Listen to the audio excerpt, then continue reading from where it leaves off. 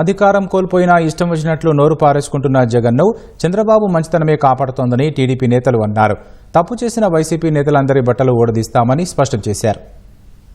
ఆయన భాష, ఆయన మైండ్ సెట్ ఎప్పటికీ మారదని ఆయన ఇంకోసారి రుజువు చేశారు.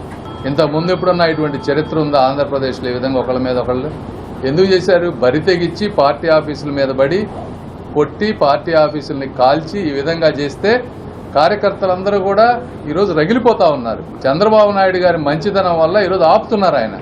ఆయన మాట్లాడేది బట్టలు తీసుకొడతారంటున్నా. 11 సీట్లు ఇస్తే ఇంకా రాలేదు, ఇంకా వస్తుంది. ఇంకో నెక్స్ట్ టైం ఆ ఒకటో తీసేస్తే సరిపోతుంది. ఒక ముఖ్యమంత్రిగా పోలీసు వ్యవస్థని సర్వనాశనం చేసిన వ్యక్తిగా గుడ్డాల్లో కూడా తీసుకొట్టేది ఏందండి ఈ భాష? 5 సంవత్సరాలు ముఖ్యమంత్రి నీ చుట్టూ సెక్యూరిటీ చేశారే, నువ్వు ఇష్టం వచ్చినట్టు వాడుకున్నావే. మీరు ఎవరో సెల్యూట్ చేయాలని మీరు చెప్తారా? ఈరోజు సప్త సముద్రాలు, ఆ పదం చిన్నప్పుడు ఏదో ఎట్లా నేర్చుకున్నట్టుంది. ఆ పదంలో కోర్టు పర్మిషన్ తీసుకొని సముద్రం దాటి కూతురు దగ్గర పడడానికి నువ్వు సప్త సముద్రాలపై పట్టుకొచ్చే శక్తి నీకు లేదు.